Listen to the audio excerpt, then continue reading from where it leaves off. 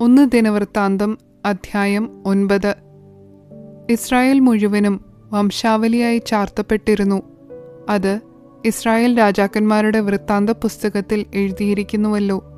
യഹൂദയെയോ അവരുടെ അകൃത്യം നിമിത്തം ബദ്ധരാക്കി ബാബേലിലേക്ക് കൊണ്ടുപോയി. അവരുടെ അവകാശത്തിലും പട്ടണങ്ങളിലും ഉണ്ടായിരുന്ന ആദ്യ നിവാസികൾ ഇസ്രായേല്യരും പുരോഹിതന്മാരും ലേവ്യരും ദേവാലയദാസന്മാരുമായിരുന്നു. യെരുശലേമിലോ ചില യഹൂദ്യരും ബെന്യാമീന്യരും എഫ്രയീമ്യരും മനശ്ശേയരും പാർത്തു. അവരാരെന്നാൽ യഹൂദയുടെ മകനായ പേരസിന്റെ മക്കളിൽ ബാനിയുടെ മകനായ ഇമ്രിയുടെ മകനായ ഒമ്രിയുടെ മകനായ അമീഹൂദിന്റെ മകൻ ഊഥായി, ഷീലോന്യരിൽ ആദ്യജാതനായ അസായാവും അവന്റെ പുത്രന്മാരും, സേരഹിന്റെ പുത്രന്മാരിൽ യെയൂവേലും അവരുടെ സഹോദരന്മാരുമായ 690 പേരും, ബെന്യാമീൻ പുത്രന്മാരിൽ ഹസേനൂവയുടെ മകനായ ഹോദവ്യാവിന്റെ മകനായ മെഷുല്ലാമിന്റെ മകനായ സല്ലൂവും യെരോഹാമിന്റെ മകനായ യിബ്നെയാവും മിക്രിയുടെ മകനായ ഉസിയുടെ മകൻ ഏലയും യിബ്നെയാവിന്റെ മകനായ റെയൂവേലിന്റെ മകനായ ഷെഫത്യാവിന്റെ മകൻ മെഷുല്ലാമും. തലമുറ തലമുറയായി അവരുടെ സഹോദരന്മാരാകെ 956 പേരും. ഈ പുരുഷന്മാരൊക്കെയും താന്താങ്ങളുടെ പിതൃഭവനങ്ങളിൽ കുടുംബത്തലവന്മാരായിരുന്നു.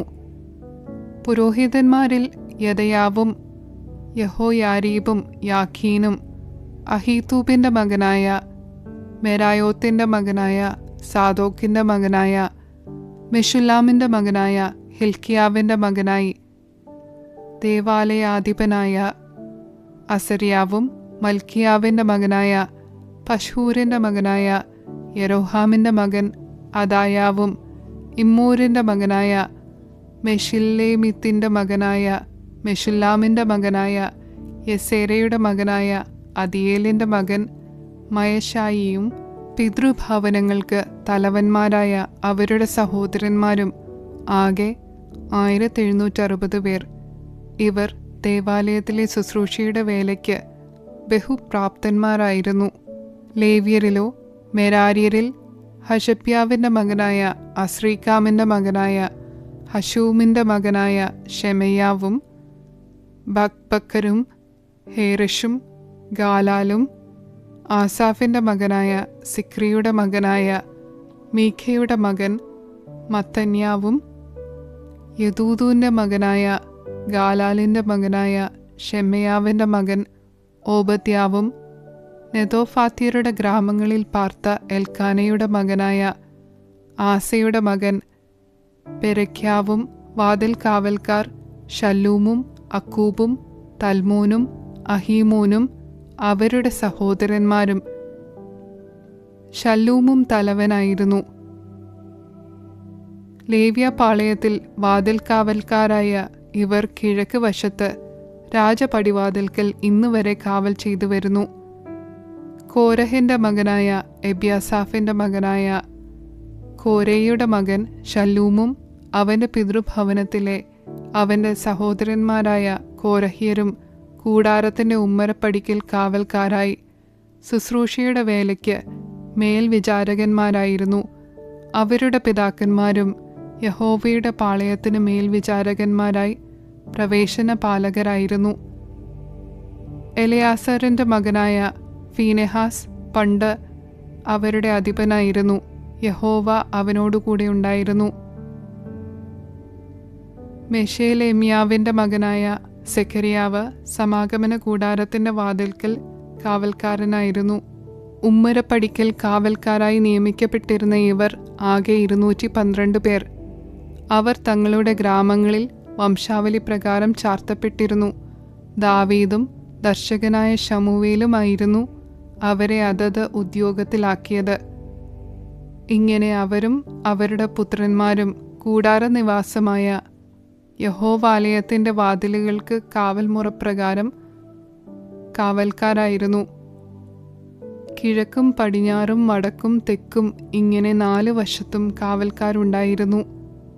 ഗ്രാമങ്ങളിലെ അവരുടെ സഹോദരന്മാർ 7-ാം ദിവസം തോറും മാറി മാറി വന്ന് അവരോടുകൂടെ ഊഴക്കാരായിരുന്നു. വാതിൽ കാവൽക്കാരിൽ പ്രധാനികളായ ഈ 4 ലേവ്യരും ഉദ്യോഗസ്ഥരായി ദേവാലയത്തിലെ അറകൾക്കും ഭണ്ഡാരത്തിനും മേൽവിചാരം നടത്തി.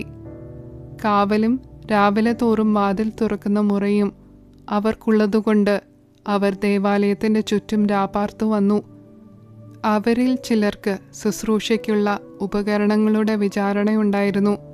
അവയെ എണ്ണിയിട്ട് അകത്തു കൊണ്ടുപോയും പുറത്തു കൊണ്ടുവരികയും ചെയ്യും. അവരിൽ ചിലരെ ഉപകരണങ്ങൾക്കും സകല വിശുദ്ധ പാത്രങ്ങൾക്കും മാവ്, വീഞ്ഞ്, കുന്തിരിക്കം, സുഗന്ധവർഗം എന്നിവയ്ക്കും മേൽവിചാരകരായി നിയമിച്ചിരുന്നു. പുരോഹിതപുത്രന്മാരിൽ ചിലർ സുഗന്ധതൈലമുണ്ടാക്കും. ലേവ്യരിൽ ഒരുത്തനായി കോരഹ്യനായ ശല്ലൂമിൻ്റെ ആദ്യജാതൻ മത്തിത്യാവിന് ചട്ടികളിൽ ചുട്ടുണ്ടാക്കിയ സാധനങ്ങളുടെ മേൽവിചാരണയുണ്ടായിരുന്നു. കെഹാത്യരായ അവരുടെ സഹോദരന്മാരിൽ ചിലർക്ക് ശബത്ത് തോറും കാഴ്ചയപ്പം ഒരുക്കുവാനുള്ള ചുമതലയുണ്ടായിരുന്നു. ലേവ്യരുടെ പിതൃഭവനങ്ങളിൽ പ്രധാനന്മാരായ ഇവർ സംഗീതക്കാരായി ആകാരങ്ങളിൽ പാർത്തിരുന്നു. അവർ രാവും പകലും തങ്ങളുടെ വേലയിൽ ഭാരപ്പെട്ടിരുന്നതുകൊണ്ട് മറ്റു ശുശ്രൂഷകളിൽ നിന്ന് ഒഴിവുള്ളവരായിരുന്നു. ഈ പ്രധാനികൾ ലേവ്യരുടെ പിതൃഭവനങ്ങൾക്ക് തലമുറ തലമുറയായി തലവന്മാരായിരുന്നു. അവർ യെരുശലേമിൽ പാർത്തുവന്നു. ഗിബിയോനിൽ ഗിബിയോന്റെ പിതാവായ യെയീയേലും അവൻ്റെ ഭാര്യയ്ക്ക് മയഖ എന്നു പേർ. അവൻ്റെ മൂത്ത മകൻ അബ്ദോൻ, സൂർ, കീഷ്, ബാൽ, നേർ, നാദാബ്, ഗെദോർ, അഹ്യോ, സെക്കരിയാവ്, മിക്ലോത്ത് എന്നിവരും പാർത്തു. മിക്ലോത്ത് ഷിമിയാമിനെ ജനിപ്പിച്ചു. അവർ തങ്ങളുടെ സഹോദരന്മാരോടുകൂടെ യെരുശലേമിൽ തങ്ങളുടെ സഹോദരന്മാർക്ക് എതിരെ പാർത്തു. നേർ കീഷിനെ ജനിപ്പിച്ചു. കീഷ് ശൗലിനെ ജനിപ്പിച്ചു. ശൗൽ യോനാദാനെയും മൽക്കീശൂവയെയും അബീനാദാബിനെയും ഇഷ്ബാലിനെയും ജനിപ്പിച്ചു. യോനാദാന്റെ മകൻ മെരീബാൽ മീഖയെ ജനിപ്പിച്ചു. മീഖയുടെ പുത്രന്മാർ പീതോൻ, മേലെക്, തഹ്രേയ, ആഹാസ് യാരയെ ജനിപ്പിച്ചു. യാര അലൈമീത്തിനെയും അസ്മാവേത്തിനെയും സിമ്രിയെയും ജനിപ്പിച്ചു. സിമ്രി മോസയെ ജനിപ്പിച്ചു. മോസ ബിനയയെ ജനിപ്പിച്ചു. അവൻ്റെ മകൻ രഫയാവ്, അവൻ്റെ മകൻ എലാസ, അവൻ്റെ മകൻ ആസേൽ. ആസേലിന് 6 മക്കളുണ്ടായിരുന്നു. അവരുടെ പേരുകൾ അസ്രീക്കാം, ബെക്രു, ഇഷ്മായേൽ, ഷെയരിയാവ്, ഓബദ്യാവ്, ഹാനാൻ. ഇവർ ആസേലിൻ്റെ മക്കൾ. 1 ദിനവൃത്താന്തം അധ്യായം 10. ഫെലിസ്ത്യർ ഇസ്രായേലിനോട് യുദ്ധം ചെയ്തു. ഇസ്രായേല്യരോ ഫെലിസ്ത്യരുടെ മുൻപിൽ നിന്ന് ഓടി ഗിൽബോവ പർവ്വതത്തിൽ നിഹതന്മാരായി വീണു. ഫെലിസ്ത്യർ ശൗലിനെയും മക്കളെയും പിന്തുടർന്ന് ചെന്നു. ഫെലിസ്ത്യർ ശൗലിൻ്റെ മക്കളായ യോനാഥാനെയും അബീനാദാബിനെയും മൽക്കീശൂവയെയും വെട്ടിക്കൊന്നു. പട ശൗലിൻ്റെ നേരെ ഏറ്റവും മുറുകി. വില്ലാളികൾ അവനെ കണ്ടു. വില്ലാളികളാൽ അവൻ വിഷമത്തിലായി.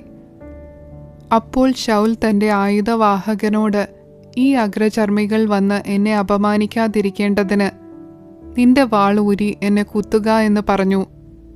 അവൻ്റെ ആയുധവാഹകൻ ഏറ്റവും ഭയപ്പെട്ടതുകൊണ്ട് അവന് മനസ്സ് വന്നില്ല. അതുകൊണ്ട് ശൗൽ ഒരു വാൾ പിടിച്ചു അതിന്മേൽ വീണു. ശൗൽ മരിച്ചു എന്ന് അവൻ്റെ ആയുധവാഹകൻ കണ്ടപ്പോൾ താനും അങ്ങനെ തന്നെ തൻ്റെ വാളിന്മേൽ വീണു മരിച്ചു. ഇങ്ങനെ ശൗലും 3 മക്കളും അവൻ്റെ ഭവനമൊക്കെയും ഒരുമിച്ച് മരിച്ചു. അവർ ഓടിപ്പോയി. ശൗലും മക്കളും മരിച്ചു എന്ന് താഴ്വരയിലുള്ള ഇസ്രായേല്യരൊക്കെയും കണ്ടിട്ട് അവർ തങ്ങളുടെ പട്ടണങ്ങളെ വിട്ട് ഓടിപ്പോയി. ഫെലിസ്ത്യർ വന്ന് അവയിൽ പാർത്തു. പിറ്റേന്നാൾ ഫെലിസ്ത്യർ നിഹതന്മാരുടെ വസ്ത്രം ഉരുവാൻ വന്നപ്പോൾ ശൗലും പുത്രന്മാരും ഗിൽബോവ പർവ്വതത്തിൽ വീണു കിടക്കുന്നത് കണ്ടു. അവർ അവൻ്റെ വസ്ത്രാദികൾ ഉരിഞ്ഞു. അവൻ്റെ തലയും ആയുധവർഗവും എടുത്തു തങ്ങളുടെ വിഗ്രഹക്ഷേത്രങ്ങളിലും ജനത്തിൻ്റെ ഇടയിലും വർത്തമാനം അറിയിക്കേണ്ടതിന് ഫെലിസ്ത്യ ദേശത്തെല്ലായിടവും ആളയച്ചു. അവൻ്റെ ആയുധവർഗം അവർ തങ്ങളുടെ ദേവന്റെ ക്ഷേത്രത്തിൽ വെച്ചു. അവൻ്റെ തലയെ ദാഗോന്റെ ക്ഷേത്രത്തിലും തറച്ചു. ഫെലിസ്ത്യർ ശൗലിനോട് ചെയ്തതൊക്കെയും ഗിലെയാദിലെ യാബേഷ് മുഴുവനും കേട്ടപ്പോൾ ശൂരന്മാരെല്ലാവരും പുറപ്പെട്ടു. ശൗലിൻ്റെ ശവവും അവൻ്റെ പുത്രന്മാരുടെ ശവങ്ങളും എടുത്ത് യാബേഷിലേക്ക് കൊണ്ടുവന്നു. അവരുടെ അസ്ഥികളെ യാബേഷിലെ കരുവേലകത്തിൻ കീഴിൽ കുഴിച്ചിട്ട് 7 ദിവസം ഉപവസിച്ചു. ഇങ്ങനെ ശൗൽ യഹോവയോട് ചെയ്ത അതിക്രമം ഹേതുവായും യഹോവയുടെ വചനം പ്രമാണിക്കായികയാലും വെളിച്ചപ്പാടത്തിയോട് അരുളപ്പാട് ചോദിച്ചതിനാലും മരിക്കേണ്ടി വന്നു. അവൻ യഹോവയോട് അരുളപ്പാട് ചോദിക്കായികയാൽ അവൻ അവനെ കൊന്ന് രാജത്വം ഇഷായിയുടെ മകനായ ദാവീദിനു കൊടുത്തു. 1 ദിനവൃത്താന്തം അധ്യായം 11. അനന്തരം ഇസ്രായേലെല്ലാം ഹെബ്രോനിൽ ദാവീദിന്റെ അടുക്കൽ ഒന്നിച്ചുകൂടി പറഞ്ഞത്, ഞങ്ങൾ നിന്റെ അസ്ഥിയും മാംസവുമല്ലോ. മുൻപേ ശൗൽ രാജാവായിരുന്ന കാലത്തും നീ ആയിരുന്നു നായകനായി ഇസ്രായേലിനെ നടത്തിയത്. നീ എൻ്റെ ജനമായ ഇസ്രായേലിനെ മേയ്ക്കുകയും എൻ്റെ ജനമായ ഇസ്രായേലിന് പ്രഭു ആയിരിക്കുകയും ചെയ്യുമെന്ന് നിന്റെ ദൈവമായ യഹോവ നിന്നോട് അരുളി ചെയ്തിട്ടുമുണ്ട്. ഇങ്ങനെ ഇസ്രായേൽ മൂപ്പന്മാരൊക്കെയും ഹെബ്രോനിൽ രാജാവിൻ്റെ അടുക്കൽ വന്നു. ദാവീദ് ഹെബ്രോനിൽ വെച്ച് യഹോവയുടെ സന്നിധിയിൽ അവരോട് ഉടമ്പടി ചെയ്തു. ശമൂവേൽ മുഖാന്തരം യഹോവ അരുളി ചെയ്തതുപോലെ അവർ ദാവീദിനെ ഇസ്രായേലിന് രാജാവായിട്ട് അഭിഷേകം ചെയ്തു. പിന്നെ ദാവീദും എല്ലാ ഇസ്രായേലും യെബൂസ് എന്ന യെരുശലേമിലേക്ക് ചെന്നു. അവിടെ ദേശനിവാസികളായ യബൂസ്യർ ഉണ്ടായിരുന്നു. യബൂസ് നിവാസികൾ ദാവീദിനോട്, നീ ഇവിടെ കടക്കയില്ല എന്ന് പറഞ്ഞു. എങ്കിലും ദാവീദ് സിയോൻ കോട്ട പിടിച്ചു. അതാകുന്നു ദാവീദിൻ്റെ നഗരം. എന്നാൽ ദാവീദ് ആരെങ്കിലും യബൂസ്യരെ ആദ്യം തോൽപ്പിച്ചാൽ അവൻ തലവനും സേനാധിപതിയുമായിരിക്കുമെന്ന് പറഞ്ഞു.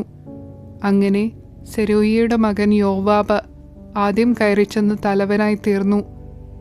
ദാവീദ് ആ കോട്ടയിൽ പാർത്തതുകൊണ്ട് അതിന് ദാവീദിൻ്റെ നഗരം എന്നു പേരായി. പിന്നെ അവൻ നഗരത്തെ മില്ലോ തുടങ്ങി ചുറ്റും പണിത് ഉറപ്പിച്ചു. നഗരത്തിൻ്റെ ശേഷമുള്ള ഭാഗം യോവാബ് കേടുതീർത്തു. സൈന്യങ്ങളുടെ യഹോവ തന്നോടുകൂടെ ഉണ്ടായിരുന്നതിനാൽ ദാവീദ് മേൽക്കുമേൽ പ്രബലനായി തീർന്നു. ദാവീദിനുണ്ടായിരുന്ന പ്രധാന വീരന്മാർ ആവിത്. ഇസ്രായേലിനെ കുറിച്ചുള്ള യഹോവയുടെ വചനപ്രകാരം അവനെ രാജാവാക്കേണ്ടതിന് അവർ എല്ലാ ഇസ്രായേലുമായി രാജത്വം സംബന്ധിച്ച് അവൻ്റെ പക്ഷം മുറുകെ പിടിച്ചു. ദാവീദിനുണ്ടായിരുന്ന വീരന്മാരുടെ സംഖ്യ ആവിത്. 30 പേരിൽ പ്രധാനിയായി ഒരു ഹക്കമോനിയൻ്റെ മകനായ യാശോബെയാം. അവൻ 300 പേരുടെ നേരെ കുന്തമോങ്ങി ഒരേ സമയത്ത് അവരെ കൊന്നുകളഞ്ഞു. അവൻ്റെ ശേഷം അഹോഹ്യനായ ദോദോവിൻ്റെ മകൻ എലയാസർ. അവൻ 3 വീരന്മാരിൽ ഒരുത്തനായിരുന്നു. ഫെലിസ്ത്യർ പസ്ദമീമിൽ യുദ്ധത്തിന് കൂടിയപ്പോൾ അവൻ അവിടെ ദാവീദിനോട് കൂടെയുണ്ടായിരുന്നു. അവിടെ യവം നിറഞ്ഞ ഒരു വയലുണ്ടായിരുന്നു. പടജ്ജനം ഫെലിസ്ത്യരുടെ മുൻപിൽ നിന്ന് ഓടിപ്പോയി. എന്നാൽ അവർ ആ വയലിൻ്റെ മധ്യേ നിന്നു. അതിനെ കാത്ത് ഫെലിസ്ത്യരെ വെട്ടിക്കളഞ്ഞു. യഹോവ അവർക്ക് വലിയൊരു ജയം നൽകി. ഒരിക്കൽ ഫെലിസ്ത്യരുടെ സൈന്യം രഫയീം താഴ്വരയിൽ പാളയമിറങ്ങിയിരിക്കുമ്പോൾ 30 തലവന്മാരിൽ 3 പേർ പാറയിങ്കൽ അതുല്ലാം ഗുഹയിൽ ദാവീദിൻ്റെ അടുക്കൽ ചെന്നു. അന്ന് ദാവീദ് ദുർഗത്തിലായിരുന്നു. ഫെലിസ്ത്യർക്ക് അക്കാലത്ത് ബേത്ലഹേമിൽ ഒരു കാവൽ പട്ടാളമുണ്ടായിരുന്നു. ബേത്ലഹേം പട്ടണവാതിൽക്കലെ കിണറ്റിൽ നിന്ന് വെള്ളം എനിക്ക് കുടിപ്പാൻ ആർ കൊണ്ടുവന്ന് തരും എന്ന് ദാവീദ് ആർത്തി പൂണ്ടു പറഞ്ഞു. അപ്പോൾ ആ 3 പേരും ഫെലിസ്ത്യരുടെ പാളയത്തിൽ കൂടി കടന്നു ചെന്ന് ബേത്ലഹേം പട്ടണവാതിൽക്കലെ കിണറ്റിൽ നിന്ന് വെള്ളം കോരി ദാവീദിൻ്റെ അടുക്കൽ കൊണ്ടുവന്നു. ദാവീദോ അത് കുടിപ്പാൻ മനസ്സില്ലാതെ യഹോവയ്ക്ക് നിവേദിച്ചൊഴിച്ചു. ഇത് ചെയ്യുവാൻ എൻ്റെ ദൈവം എനിക്ക് സംഗതി വരുത്തരുതേ. തങ്ങളുടെ പ്രാണനെ ഉപേക്ഷിച്ചു പോയ പുരുഷന്മാരുടെ രക്തം ഞാൻ കുടിക്കുകയോ അവർ തങ്ങളുടെ പ്രാണനെ ഉപേക്ഷിച്ചല്ലോ അത് കൊണ്ടുവന്നിരിക്കുന്നത് എന്ന് പറഞ്ഞു. അതുകൊണ്ട് അവന് അത് കുടിപ്പാൻ മനസ്സായില്ല. ഇതാകുന്നു ഈ 3 വീരന്മാർ ചെയ്തത്. യോവാബിൻ്റെ സഹോദരനായ അബീശായി മൂവരിൽ തലവനായിരുന്നു. അവൻ 300 പേരുടെ നേരെ കുന്തമോങ്ങി അവരെ കൊന്നു. അതുകൊണ്ട് അവൻ ആ മൂവരിൽ വെച്ച് കീർത്തി പ്രാപിച്ചു. ഈ മൂവരിൽ 2 പേരെക്കാൾ അധികം മാനം അവൻ പ്രാപിച്ചു. അവർക്ക് നായകനായി തീർന്നു. എന്നാൽ അവൻ മറ്റേ മൂവരോളം വരികയില്ല. കപ്സേലിൽ ഒരു പരാക്രമശാലിയുടെ മകനായ യഹോയാദയുടെ മകനായ ബെനായാവും വീര്യപ്രവൃത്തികൾ ചെയ്തു. അവൻ മോവാബിലെ അരിയേലിൻ്റെ 2 പുത്രന്മാരെ സംഹരിച്ചതല്ലാതെ ഹിമകാലത്ത് ഒരു ഗുഹയിൽ ചെന്ന് ഒരു സിംഹത്തെയും കൊന്നുകളഞ്ഞു. അവൻ 5 മുഴം പൊക്കമുള്ള ദീർഘകായകനായ ഒരു മിസ്രൈമിനെയും സംഹരിച്ചു. ആ മിസ്രൈമിൻ്റെ കയ്യിൽ നെയ്ത്തുകാരൻ്റെ പടപ്പുതടി പോലെ ഒരു കുന്തമുണ്ടായിരുന്നു. ഇവനോ ഒരു വടിയും കൊണ്ട് അവൻ്റെ അടുക്കൽ ചെന്നു മിസ്രൈമിൻ്റെ കയ്യിൽ നിന്ന് കുന്തം പിടിച്ചു പറിച്ചു. കുന്തം കൊണ്ട് അവനെ കൊന്നുകളഞ്ഞു. ഇവ യഹോയാദയുടെ മകനായ ബെനായാവ് ചെയ്തു. 3 വീരന്മാരിൽ വെച്ച് കീർത്തി പ്രാപിച്ചു. അവൻ 30 പേരിലും മാനമേറിയവനായിരുന്നു. എങ്കിലും മറ്റേ മൂവരോളം വരികയില്ല. ദാവീദ് അവനെ അകമ്പടി നായകനാക്കി.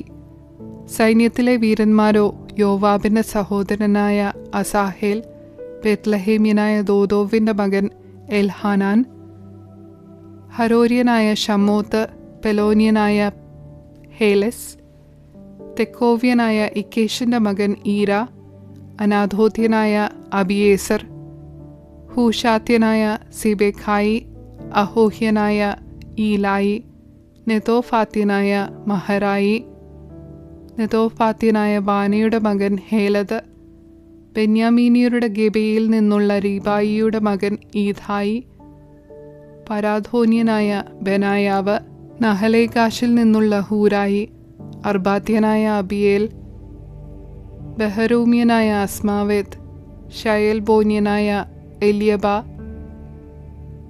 ഗീസോന്യനായ ഹഷേമിൻ്റെ പുത്രന്മാർ, ഹാരാര്യനായ ഷാഗയുടെ മകൻ യോനാഥാൻ, ഹാരാര്യനായ സാഖാറിൻ്റെ മകൻ അഹിയാം, ഊരിൻ്റെ മകൻ എലീഫാൽ,